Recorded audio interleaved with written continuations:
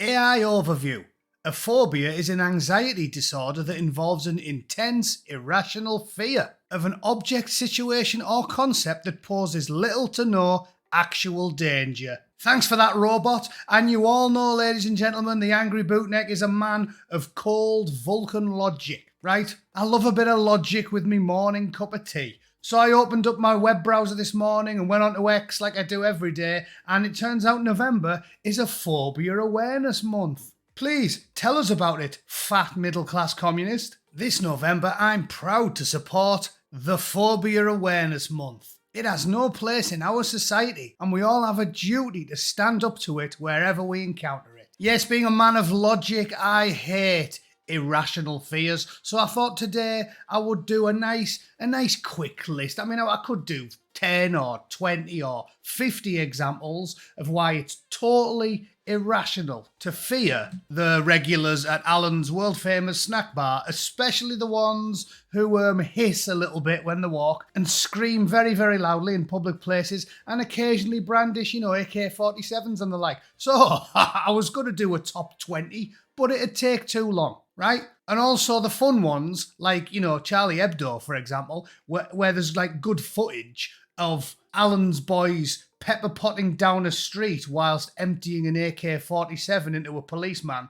You can't show them on YouTube anyway. So I've skipped a few of the big ones, the big reasons why it's definitely irrational to fear Bronze Age theology plagiarized from the Bible by a pot-bellied dwarf, epileptic midget, sex pest, warlord. Yeah, definitely irrational. So we're just going to do a top 5. I'll blast through them quickly. 5 perfectly logical reasons why it is indeed totally irrational to fear a Bronze Age desert fable. I hope you're not wearing tight trousers, because if this doesn't give you a rage boner, nothing will.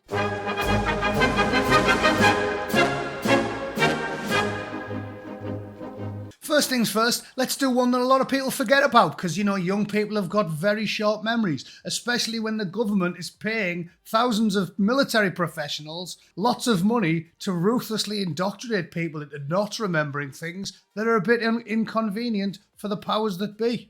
And in at number 5, we've got the Madrid train bombings of 2004. This was a coordinated near-simultaneous set of attacks targeting commuter trains in Madrid on March 11th, 2004.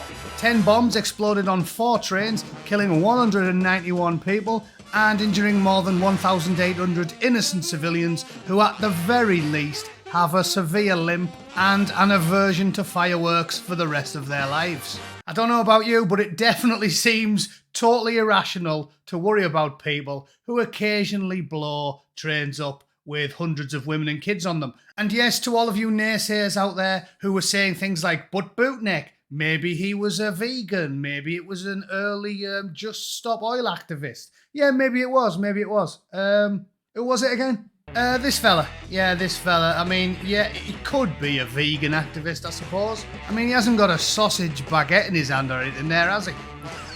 Maybe he is. Maybe he's just... Maybe it's like an early variant of PETA or something. Carried that one out. Yeah, so there's a good one to start with. What's next? And at number 4, we've got the 2016 Nice truck attack, when, on the evening of 14th of July 2016, a cargo truck was deliberately driven into the crowds of people celebrating Bastille Day, resulting in the grisly death of 86 innocent people and 434 gruesome injuries. The driver was, of course, a Tunisian fellow, but as we all know, your average Tunisian with a triple-barreled name is usually a yoga instructor and a big fan of Confucianism. Okay, so it is definitely irrational to fear Confucianist yoga instructors from Tunisia. Okay, on with the show. And at number 3, the 7th of July London bombings. What happened that day? Well, that bloke looks like his morning stroll to work was rudely interrupted, but at least he's kept hold of his paper, stiff upper lip and all that. Macy Gray's got a bit of a limp as well, that's weird. And, well, there's the story in a nice brief paragraph.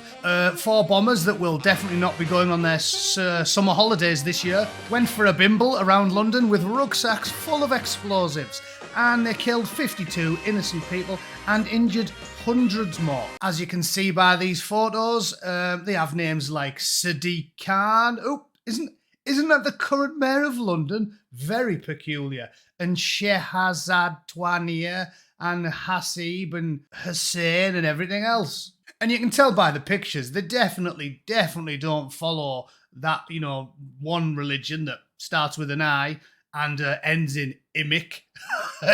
Definitely not. They were all wearing gingham there because they were avid viewers of the Great British Baking Show. So that is all that's gone on there, and it is definitely irrational to fear their ideology. So I think we should spend an entire month telling people it's irrational to fear an ideology that motivates people to fill their pockets with ball bearings and rat poison, and then launch themselves 40 feet into the air and scatter themselves across capital cities all around the world. Okay? That's called logic, bigot.